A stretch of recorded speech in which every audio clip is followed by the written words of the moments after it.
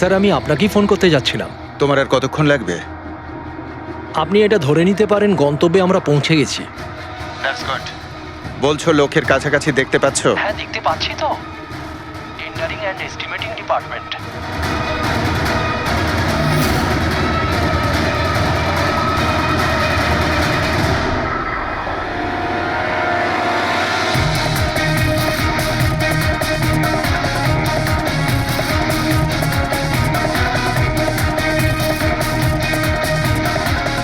আর ওই লোকটার নাম খুব শিগগিরই আমি আপনাকে বলে দেবো। Hello Rohan, hello hello Rohan.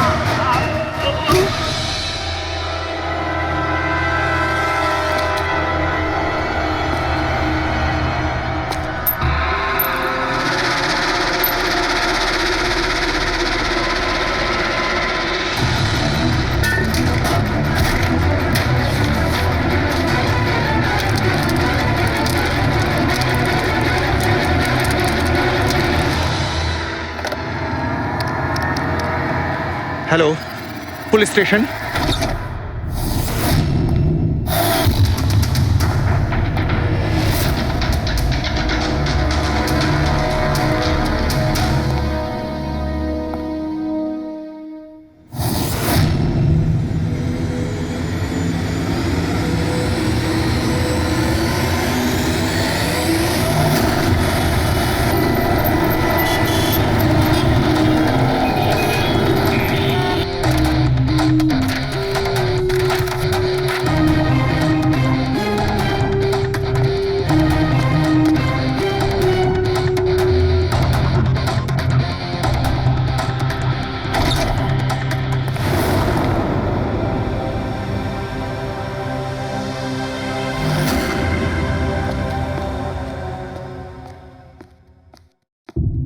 Good afternoon, Dr. Saluke. Good afternoon.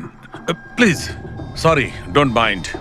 আসলে যখনই কোনো নিরপরাধ লোকের খুন দেখি না, তখনই গুড আফটারনুন, গুড মর্নিং এর উপর বিশ্বাসই চলে তাই তো যায়। ডক্টর। ডক্টর কোনো পোক্ত প্রমাণ পেলেন?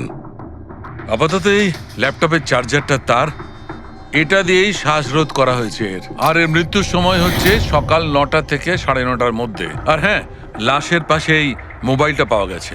হয়তো এটা আমাদের কোনো সাহায্য করবে। আর ওই বাকি প্রমাণগুলো যার ব্যাপারে ইন্সপেক্টর সমীর বলছিলেন?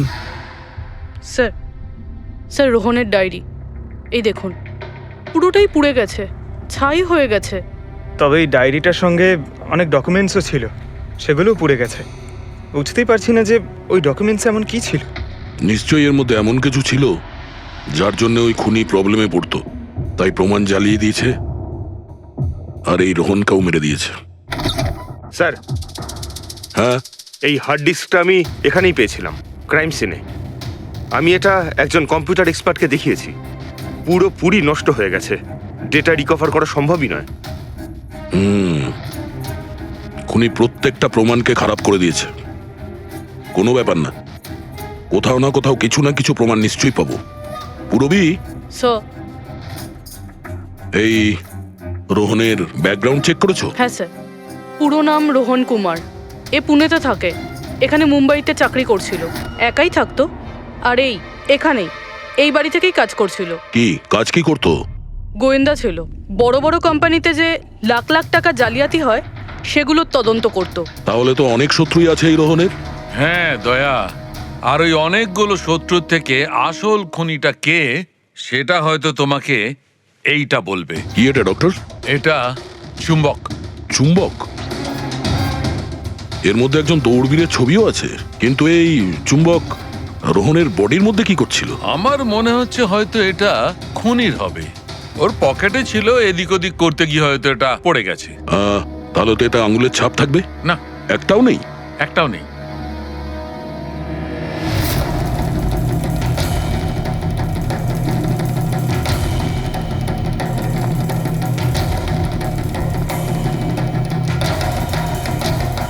খুনি মনে হয় এখান থেকে এসছে। পুরবি, স্যার। এই রোহন এই মুহূর্তে কার জন্য কাজ করছিল? স্যার, ডিএনডি বিল্ডকম লিমিটেডের জন্য। BND buildcom limited? এটা তো ইঞ্জিনিয়ারিং আর কনস্ট্রাকশনের 1 নম্বর কোম্পানি শহরের। হ্যাঁ স্যার, এই দেখুন, এই ভাঙা হার্ড ডিস্কটার উপরেও ওই কোম্পানিটারই স্টিকার লাগানো রয়েছে।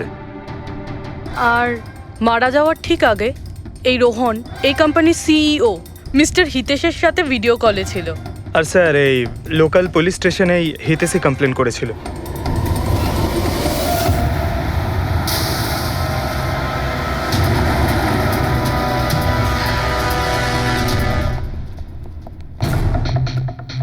এটা কি এত বড় অফিসে শুধুমাত্র একজনই লোক ছিল নাকি? মনে হচ্ছে স্যার ইন্ডিয়ার ম্যাচ দেখার জন্য সবাই বাড়ি চলে গেছে। আচ্ছা, আজকে ইন্ডিয়ার ম্যাচ আছে? স্কোরটা কি হলো? কোহলি সেঞ্চুরি করতে যাচ্ছে। কি বলছেন স্যার? আপনি কি করে জানলেন? বাইরে ওয়াচম্যান কমেন্ট্রি শুনছিল। ও। ইনভেস্টিগেশন করতে এসেছি, চোখ কান খোলা রাখতে হবে। স্যার, হিতেশের cabin. Mister Hitesh, hi, CID. Please বসুন। আমি আপনাদেরই অপেক্ষায় ছিলাম।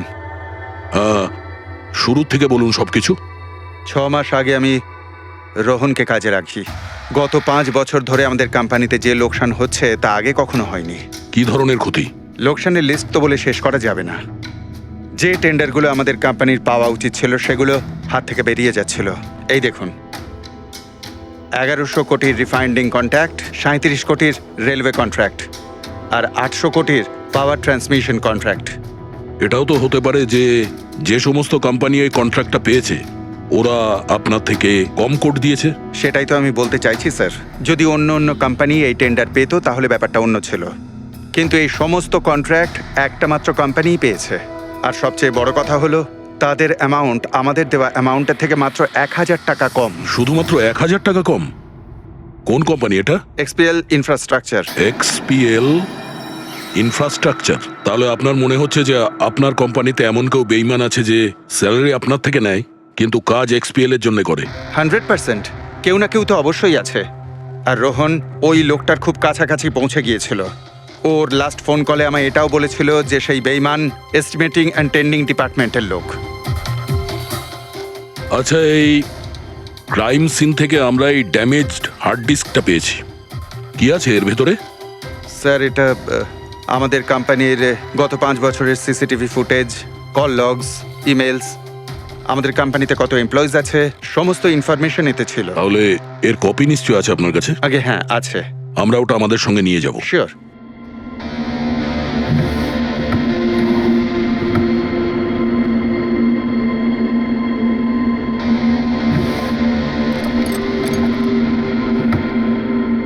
হয়তো হার্ড ডিস্কটা চুরি হয়ে গেছে। আমি এখানেই রেখেছিলাম হার্ড ডিস্কটা। কি?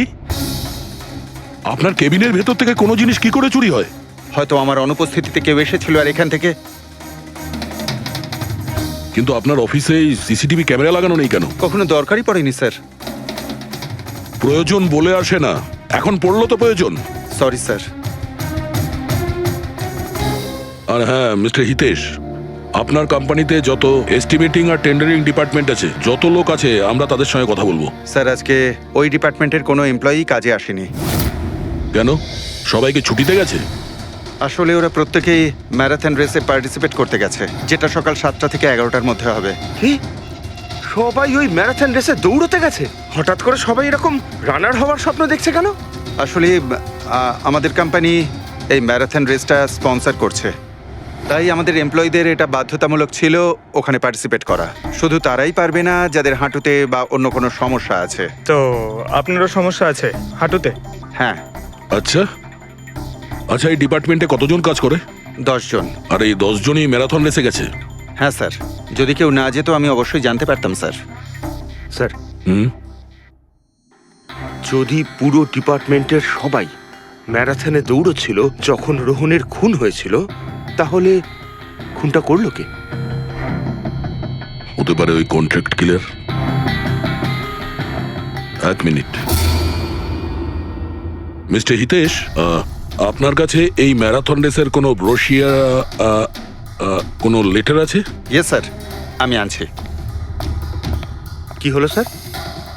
চুম্বকে ওই দৌড়ানোর লোকটা, ম্যারাথন রেস, এক্ষুনি জানতে পারবো। এই নিন স্যার।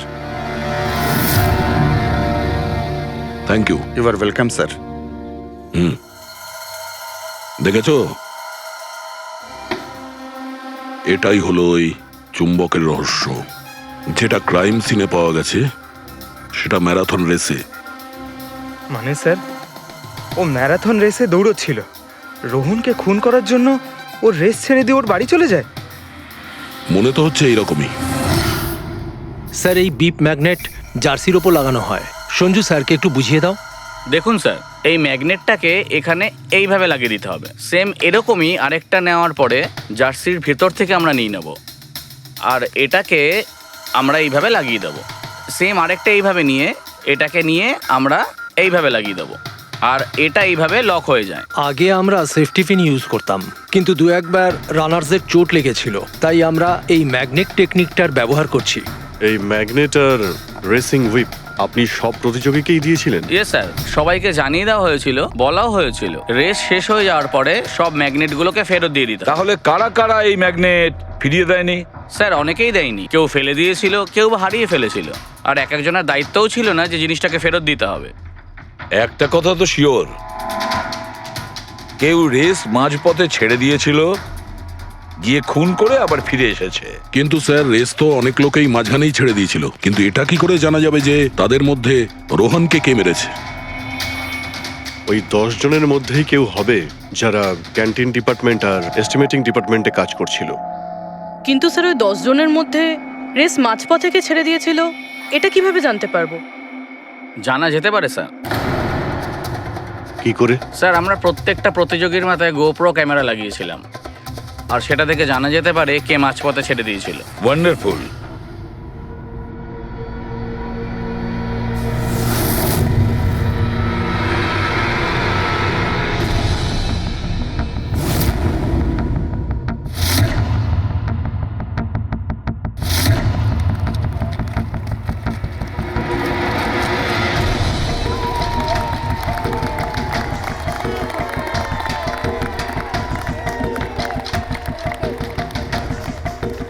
নবীন, এই রিশটা তোকেই জিততে হবে।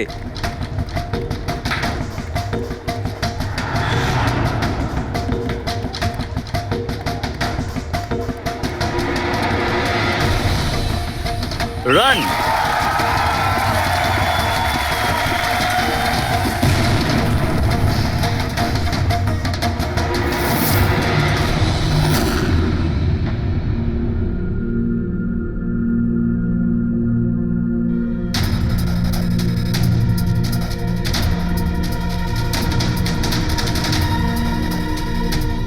এই 4টে স্ক্রিন, এগুলো ব্ল্যাঙ্ক কেন? জানি না স্যার, আমরা তো সব ক্যামেরা চালু করে এদের দিয়েছিলাম। হয়তো ভুল করে এই 4 জন ক্যামেরা অফ করে ফেলেছিল। ভুল করে করেছে নাকি ইচ্ছে করে?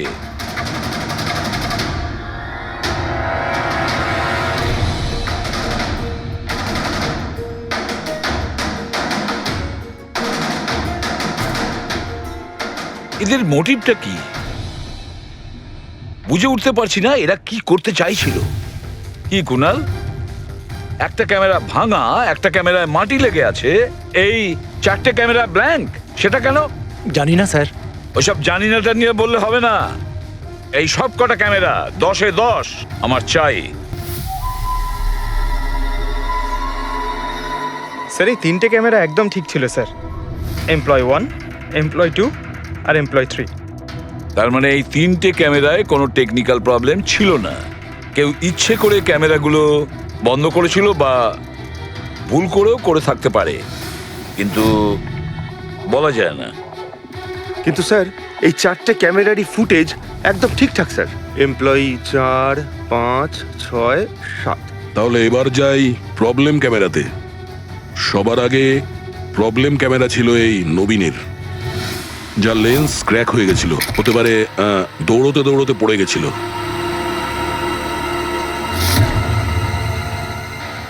হ্যাঁ,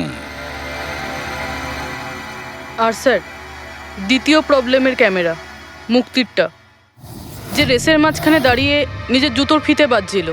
হ্যাঁ, তারপরে ফিতে বাঁধার পরে ওই হাতটাই নিজের লেন্সে লাগায়, আর লেন্সে সমস্ত পিকচারটাই ঝাপসা হয়ে যায়। কিন্তু স্যার, এই মাটি ইচ্ছে করে লাগিয়েছে নাকি ভুল করে?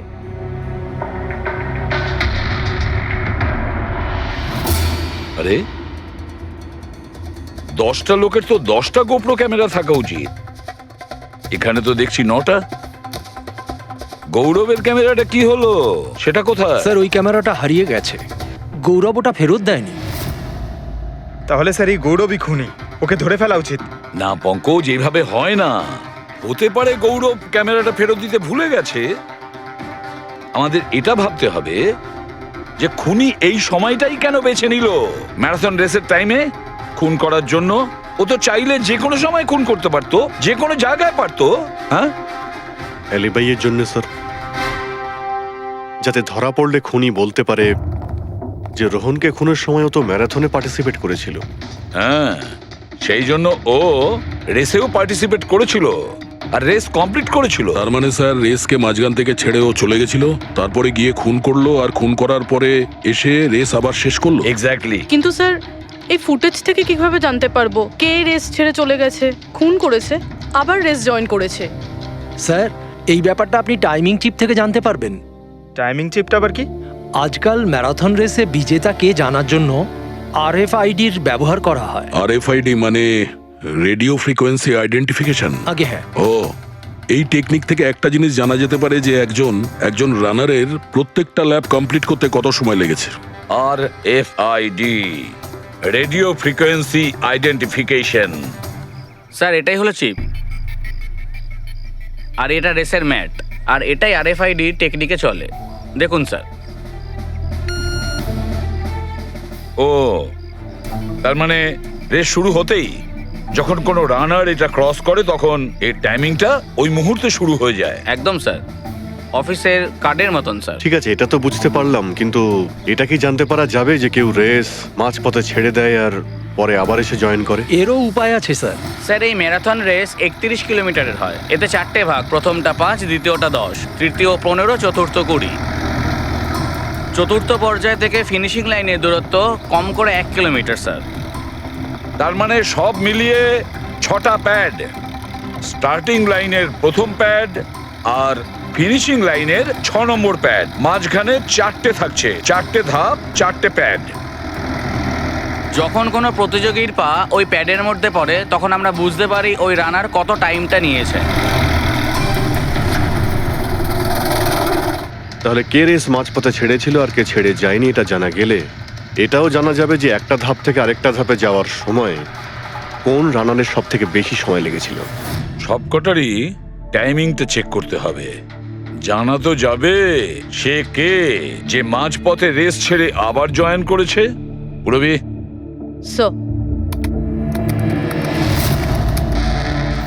স্যার আমাদের প্রথম কচ্ছপ হলো এই নবীন। এ রেসের প্রত্যেকটা ল্যাপ 25 মিনিটে কমপ্লিট করেছে, কিন্তু শেষ ল্যাপের পরে ফিনিশিং লাইন পর্যন্ত পৌঁছানোর জন্য মানে 1 কিলোমিটার ক্রস করার জন্য ওর 50 মিনিট সময় লেগেছে। নবীন,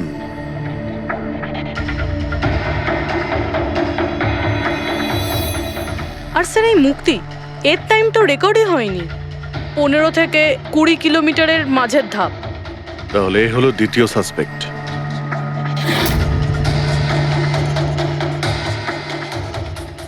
মুক্তি। আর এবার এই গৌরব, এ তো 15 কিলোমিটারের ধাপই বের হতে পারেনি। তাহলে এই হলো আমাদের তৃতীয় সাসপেক্ট। স্যার বাকি সবার টাইমিং তো মোটামুটি ঠিকঠাকই আছে। তার মানে এই খুন এই 3 জনের মধ্যেই কেউ করেছে, মুক্তি, নবীন আর গৌরবের মধ্যে। যদি নবীন খুন করে থাকে তাহলে সে রেস ছেড়েছে 20 কিলোমিটার আর ফিনিশিং লাইনের মাঝপথে। পঙ্কজ, বাইক নিয়ে যাও, এবার স্পিডে যাবে ওই রুটেই। আর খেয়াল করো যেখানে ওই 3 জন যেখানে রেস ছেড়েছে সেখান থেকে রোহনের বাড়ি কতটা দূরে আর কত সময় লাগবে।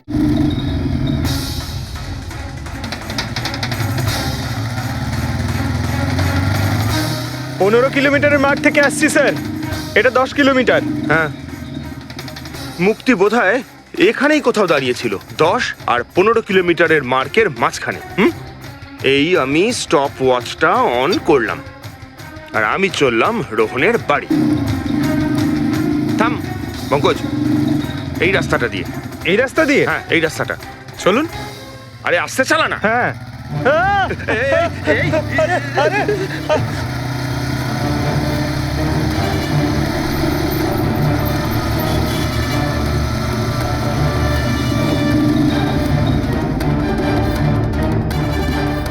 এই দেখুন রোহনের বাড়ি।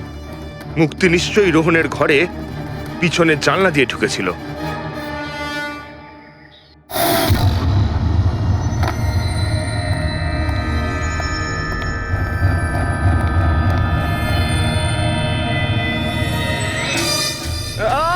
আরে অ্যাক্টিং করতে বলেছিলাম। থাম। মুক্তি রোহনকে খুন করার পর হয়তো সমস্ত তথ্য প্রমাণ পুড়িয়ে আবার দৌড়ে ফিরে গিয়েছিল ম্যারাথন শেষ করতে। চল আমরা আবার যাব সেই ম্যারাথনের ওখানেই, 20 কিলোমিটারের মার্কটার কাছে।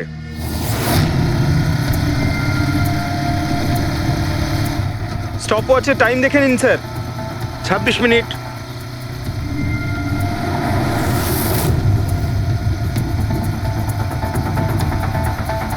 বাহ, আরে ব্যাস ব্যাস ব্যাস। এবার মুক্তি পৌঁছলো 20 কিলোমিটারের মার্কে পাক্কা 30 মিনিট পরে। আর তারপর এখান থেকেই হয়তো ও রেসটা শেষ করেছিল।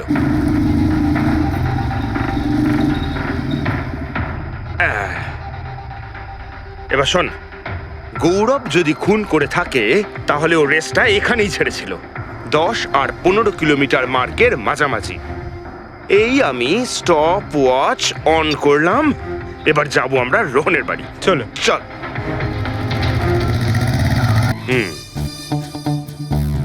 হ্যাঁ, একদম পুরো বিশ্বাস আছে আমার। Excuse me. এই ছা ছা ছা ছা ছা, আরে আরে আরে মরে যাবো তো।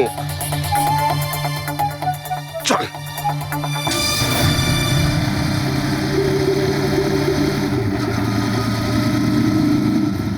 ব্যাস। একটু দাঁড়ান, আমি বুঝতে পেরেছি। আমি বলছি, এই গৌরব রোহনের বাড়ি থেকে 15 থেকে 20 কিলোমিটার দূরে রেসে আবার জয়েন করেছিল, তাই না? শাবাশ। হ্যাঁ। আমার সাথে থেকে থেকে তোরও তো বুদ্ধি খুলে গেছে। আর এই সব কিছু করতে গৌরবের টাইম লেগেছিল পুরো 27 মিনিট। এবার দেখা যাক নবীনের কত লেগেছিল। এবার যদি নবীন খুন করে থাকে তাহলে ও নিশ্চয়ই এখান থেকে গেছিল, যেখানে ও পড়ে গেছিল। এই আমি স্টপ ওয়াচ অন করলাম। এবার যাওয়া যাক রোহনের বাড়ি। চল। চলুন স্যার। ওকে পঙ্কজ, 3 জন রোহনের সাথে এরকমই কিছু করেছিল। ব্যাস, রোহনকে খুন করে নবীন এইখানে এসে পৌঁছেছিল ফিনিশিং লাইনের সামনে, যেখানে ও ক্যামেরাটা দ্বিতীয়বারের জন্য সরিয়েছিল। আর এই সব কিছু করতে ওর লেগেছিল হয়তো 48 মিনিট। স্যার, হ্যাঁ জানতে পেরেছি 3 জনের কত সময় লেগেছিল। আচ্ছা, তাহলে বলো মুক্তির কত সময় লেগেছিল? মুক্তির লেগেছিল 30 মিনিট। আর টাইমিং চিপ অনুযায়ী 39 মিনিট লেট ছিল। আর গৌরব? গৌরবের 27 মিনিট। আরও ম্যারাথন রেস থেকে নিখোঁজ ছিল 24 মিনিটের জন্য। নবীনের লেগেছিল 48 মিনিট রোহনের বাড়ি গিয়ে ওকে খুন করে ফিরে আসতে। আর টাইমিং চিপ অনুযায়ী এই নবীন 50 মিনিট লেট ছিল। হ্যাঁ, আমাদের খুনি এই 3 জনের মধ্যেই কেউ হবে, নবীন, গৌরব আর মুক্তির মধ্যে। মিস্টার নবীন, একটা কথা বলুন। এই রেসে আপনি প্রত্যেকটা ল্যাপ 25 মিনিটে কমপ্লিট করেছেন, কিন্তু ফিনিশিং লাইনের আগে ওই 1 কিলোমিটার যেতে আপনার 50 মিনিট সময় লেগেছিল। কেন?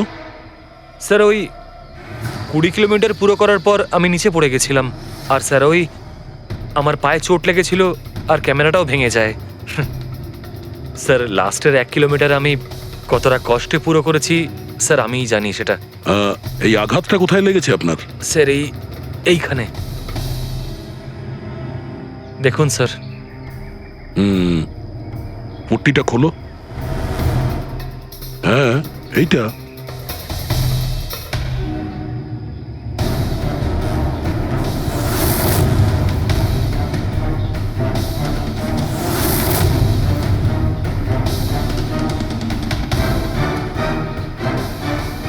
স্যার, এবার আপনার বিশ্বাস হয়েছে যে আমি কোনো দোষ করিনি? নির্দোষ যদি হও এত ঘাবড়ে যাচ্ছ কেন? ঘাম হচ্ছে, অনেকটা নার্ভাস লাগছো তুমি, হ্যাঁ? মাটি কেন লাগিয়েছিলে ক্যামেরাতে? জানি না, ভুল করে লেগে গিয়েছিল। ভুল করে? 15 থেকে 20 কিলোমিটার ধাপও ভুল করে ছেড়ে দিয়েছিলে নাকি? আমি তো কোনো ধাপই ছাড়িনি, সমস্ত ধাপই পুরো করেছি। কিন্তু টাইমিং চিপ তো অন্য গল্প বলছে। টাইমিং চিপ খারাপও তো হতে পারে। আপনি একজন মেশিনের উপর বিশ্বাস করবেন নাকি একজন জীবন্ত মানুষের উপর? আচ্ছা, তোমার গোপ্রো ক্যামেরাটা কোথায় গেল? তুমি তো ওদের ওটা ফেরত দাওনি। ওটা তো হারিয়ে গেছে স্যার। হারিয়ে গেছে? কি করে হারিয়ে গেল ভাই? জানি না স্যার, ওই রেসের মাঝখানে হঠাৎ করে দেখলাম ক্যামেরাটা ছিলই না, জানি না কোথায় পড়ে গেছে। আচ্ছা, আর ওই 15 কিলোমিটারের ধাপটাও কি হারিয়ে গিয়েছিল? ওটাকে তো পার করনি তুমি। স্যার আমি পুরো রেস কমপ্লিট করেছি। মিথ্যে কথা বলবে না। রেসের মাঝে কোথায় গিয়েছিলে? কোথাও যায়নি স্যার, আমি তো পুরো রেস কমপ্লিট করেছি, কোথাও যায়নি স্যার। আচ্ছা, স্যার মনে হচ্ছে নবীনই, কারণ আমি যখন ওকে জিজ্ঞাসাবাদ করছিলাম তখন ওর মুখ একদম ফ্যাকাশে হয়ে গেছিল, হাত পা কাঁপছিল ওর। এই গৌরবও কম নয়। ও বললো জানি না কি করে ক্যামেরাটা হারিয়ে গেছে। আরে এত বড় একটা ক্যামেরা পড়ে গেলে সেটা কেউ জানতে পারবে না স্যার। বস, তোমার কথাটা ঠিকই, কিন্তু নবীনের একটু আঘাত লেগেছে না? হ্যাঁ স্যার, আঘাত তো ওর লেগেছে। স্যার আমার মনে হচ্ছে ও মিথ্যে কথা বলছে। স্যার আমার মনে হচ্ছে মুক্তি মিথ্যে বলছে। ও জেনে শুনেই ক্যামেরায় মাটি লাগিয়েছিল, কারণ নিশ্চয়ই এমন কিছু আছে যেটা ও আমাদের থেকে লুকোতে চাইছে। হ্যাঁ, এটাও হতে পারে, কারণ ক্যামেরায় যদি ভুল করে মাটি লেগে যেত তাহলে আরো সবার ক্যামেরাতে লাগতে পারতো ভুল করে। গোলমাল আছে, এই তিনজনের মধ্যে কোনো না কোনো গোলমাল তো নিশ্চয়ই আছে। খুনি এই তিনজনের মধ্যেই কেউ একজন। নবীন, আমাকে ওই জায়গাটা দেখাও যেখানে তুমি এক্স্যাক্টলি পড়েছিলে, কিভাবে পড়েছিলে। আসুন স্যার। কিন্তু স্যার আমার পায়ে খুব ব্যথা আছে, আপনি একটু সাহায্য হ্যাঁ করবেন হ্যাঁ, আমাকে? নিশ্চয়ই নিশ্চয়ই, এসো।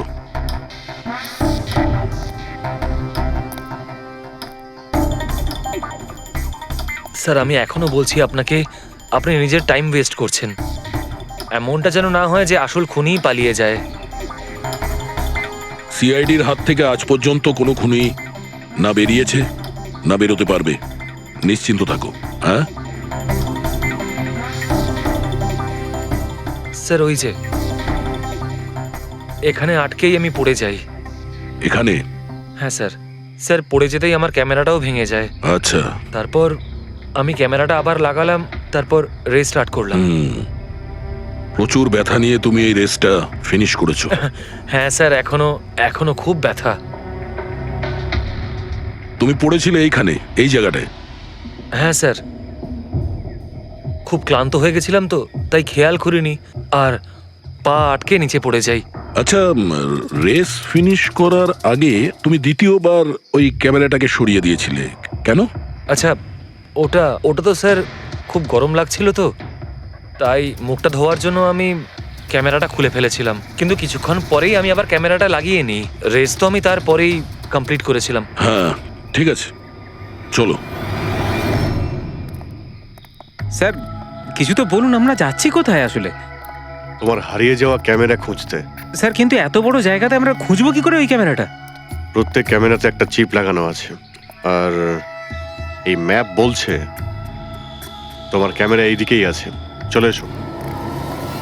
ম্যাম, আমি সত্যি কথাই বলছি। সত্যি তো এটাই, তুমি 10-15 কিলোমিটারের মাঝে রেস ছেড়ে দিয়েছিলে, আর তারপরে রোহনকে মেরে দিয়ে এখানে চলে এলে, এই 20 কিলোমিটারের মার্কে চলে এলে। কারণ তুমি তো জানতে এখান থেকে তোমাকে কোনো খেলোয়াড় দেখতে পাবে না। সব খেলোয়াড়রা তো তখন পিছনে। সব মিথ্যে। আপনি আমার কথা বিশ্বাস কেন করছেন না?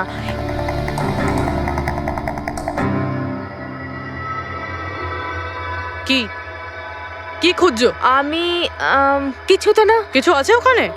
না, কিছু না। আচ্ছা, ওই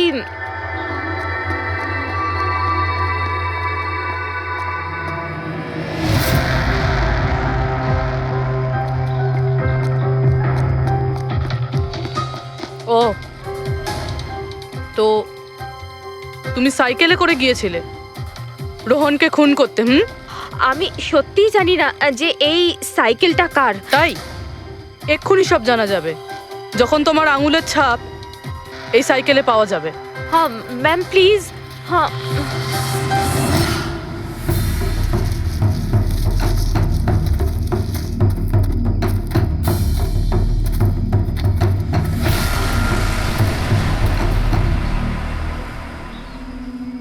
এই হলো ক্যামেরা। এটাকে পুরো ভেঙে ফেলেছো? হ্যাঁ, আমি ভাঙিনি স্যার। দুটো ক্যামেরা।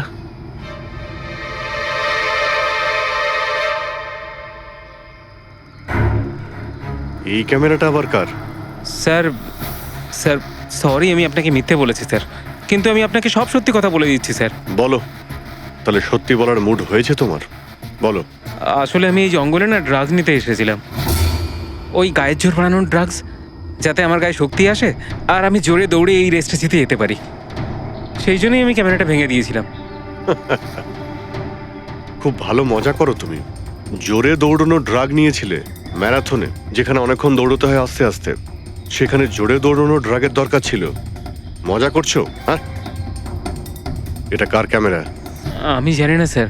কোনো ব্যাপার না, সব জানতে পেরে যাব। আমি অপরাধ করেছি, কিন্তু ওটা নয় যেটা আপনি ভাবছেন।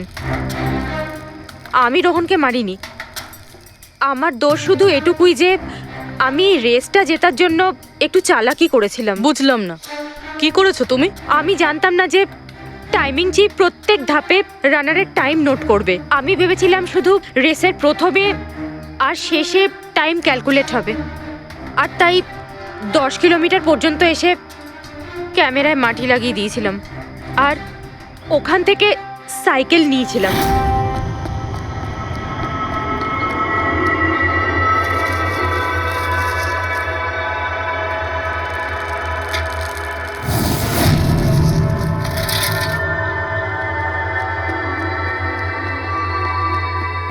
কিন্তু রেস শেষ হতেই সিআইডি ওখানে চলে এলো, আর আমি ওখান থেকে সাইকেলটা সরানোর সুযোগই পাইনি। এত কিছু করেছো শুধু একটা রেস জেতার জন্য? আসলে অফিসে বেট ধরা হয়েছিল যে আমাদের ডিপার্টমেন্টে যে রেসটা জিতবে তাকে সবাই কন্ট্রিবিউট করে 5 লাখ টাকা দেবে। আমার টাকার খুব দরকার ছিল, তাই আমি। এটা দীপ্তির ক্যামেরা। এই দুটো ক্যামেরা তোমরা কেন ভেঙেছিলে? স্যার আসলে আমরা এই রেসে এসেছিলাম যাতে একে অপরের সাথে সময় কাটাতে পারি, কিন্তু তারপরে খেয়াল হলো যে আমাদের প্রেমের কথাবার্তা সব ওই গোপ্রোতে রেকর্ড হচ্ছে স্যার। কখন থেকে ফলো করছে। শোন না, তোকে খুব সুন্দর লাগছে। দাঁত ছাড়ো তো। কি হলো? গোপ্রোতে সব রেকর্ড হচ্ছে। ও গড, এখন কি করব? হ্যাঁ, একটা কাজ করা যাক, চল আমার সঙ্গে। হ্যাঁ,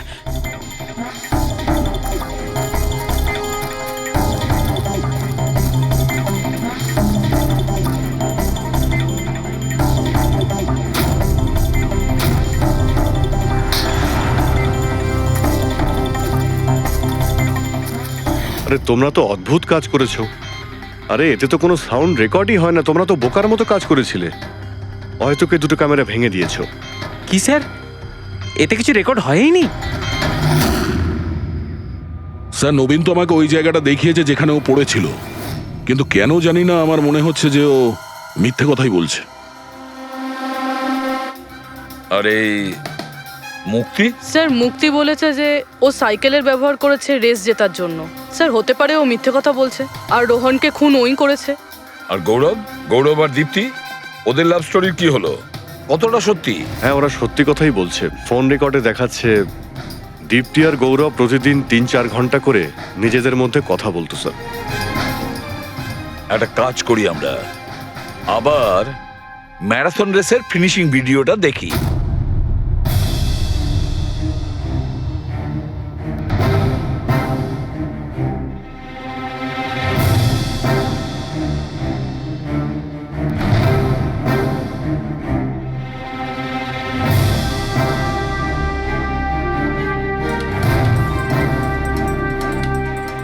তার মানে গৌরবের ঠিক পরেই এই দীপ্তি ঢুকেছিল।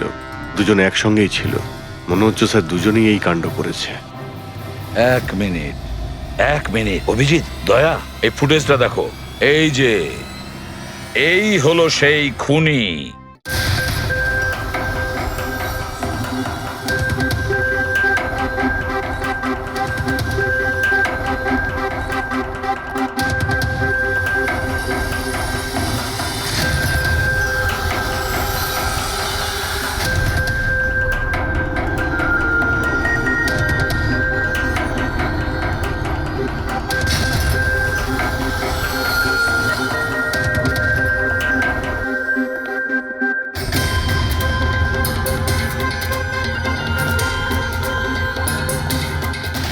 স্যার আমাদের এখানে কেন ডাকা হয়েছে? খুনির নাম বলবার জন্য। স্যার সত্যি খুনি ধরা পড়েছে? তাহলে তাহলে বলুন না স্যার, কে খুনি? আরে বলবো, একটু ধৈর্য ধরো। মুক্তি, 5 লাখ টাকার জন্য তুমি বেইমানি করেছো। 5 লাখ টাকার জন্য। আর গৌরব, তুমি হ্যাঁ? তুমি তো তোমার ভালোবাসা লুকোনোর জন্য বেইমানি করেছো। আর নবীন, তুমি চলো তোমাকে আবার দেখাচ্ছি, রেসের একটা পার্ট দেখাচ্ছি। খুব ভালো করে দেখো আর বলো কোথায় ভুল আছে, বলো।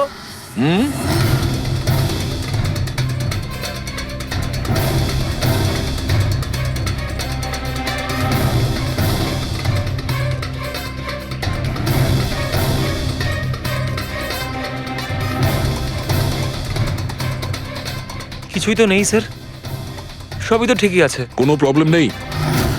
তোমার মনে আছে তুমি বলেছিলে যে ক্যামেরাটা দ্বিতীয়বার যখন তুমি সরিয়েছিলে তারপরে তুমি মাথায় জল ঢেলেছিলে?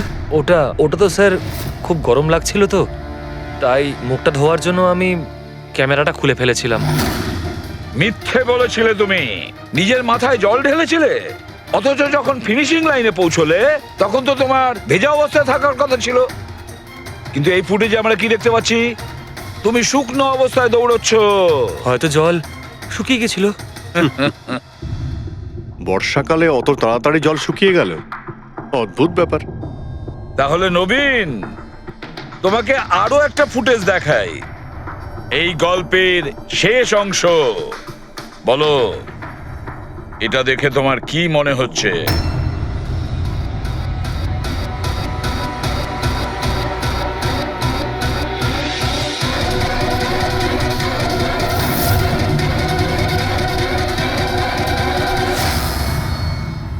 কি নবীন, এই ফুটেজে তোমার মুখটা কেমন চেঞ্জ লাগছে না? হ্যাঁ, অন্যরকম তো দেখাবেই, কারণ এই মুখটা নবীনের নয়, ওর ভাই প্রবীণের।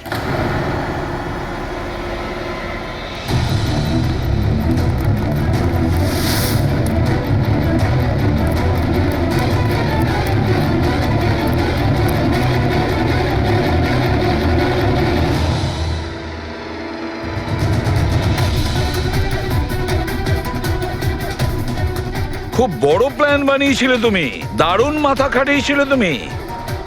প্রথমে 3টে এমপ্লয়ির ক্যামেরা বন্ধ করে দিয়েছিলে,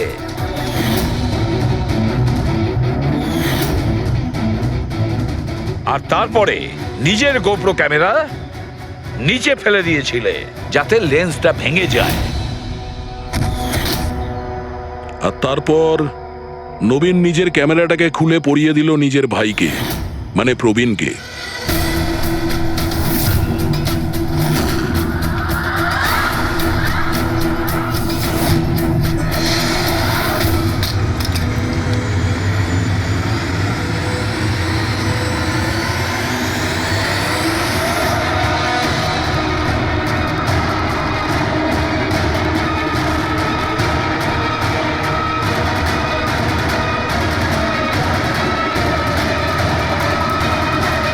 এই ক্যামেরা বদল করার সময় খুব একটা সময় ছিল না, তাই হতে পারে ওই টি শার্টে যখন কাগজটা লাগাচ্ছিল তখন সমস্ত ম্যাগনেটগুলো লাগায়নি, কিছু ম্যাগনেট নবীন নিজের পকেটে ভরে নিয়ে গেছিল।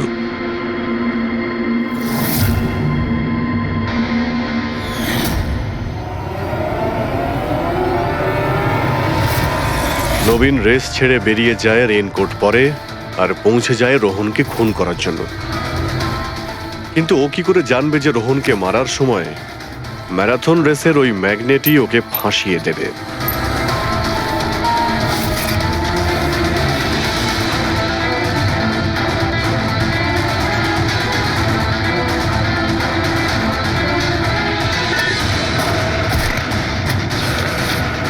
তারপর তুমি পুরো প্রমাণ নষ্ট করলে আর আবার এসে রেসে জয়েন করলে। ইচ্ছে করে নিজের পায়ে তুমি চোট লাগালে যাতে আমরা বিশ্বাস করি যে আঘাতটা সত্যি। আর তারপরে তুমি রেসটা ফিনিশ করো। তাহলে বলো। হ্যাঁ স্যার, আমি খুন করেছি রোহনকে। একদম একদম পারফেক্ট প্ল্যান ছিল। কিন্তু আমি কি করে জানবো যে আপনারা আমার থেকেও অনেক বুদ্ধিমান? প্রত্যেক অপরাধী এই ভুলটাই করে, কারণ তার মনে হয় যে সে আইনের চোখে ফাঁকি দিয়ে দেবে। এবারে বলো, ওকে কেন খুন করলে? তাড়াতাড়ি বলো। বিএনডি বিল্ডকনে হওয়া প্রত্যেকটা গন্ডগোলের পেছনে আমিই ছিলাম। আমার জন্যই প্রত্যেকটা টেন্ডার কোম্পানির হাতছাড়া হলো। আর আমি যদি রোহনকে না মারতাম তাহলে ও আমার সমস্ত রহস্য খুলে দিত। তাই আমি লজ্জা লাগার কথা তোমার। যে থালায় খেয়েছো ওই থালায় ফুটো করেছো। আর সেই পাপ লুকোনোর জন্য তুমি রোহনকে খুন করে দিয়েছো। আইন তোমাকে কঠোরতম শাস্তি দেবে। আশা করি ততদিনে ফাঁসির অর্ডার এসে যাবে। নিয়ে যাও এদের।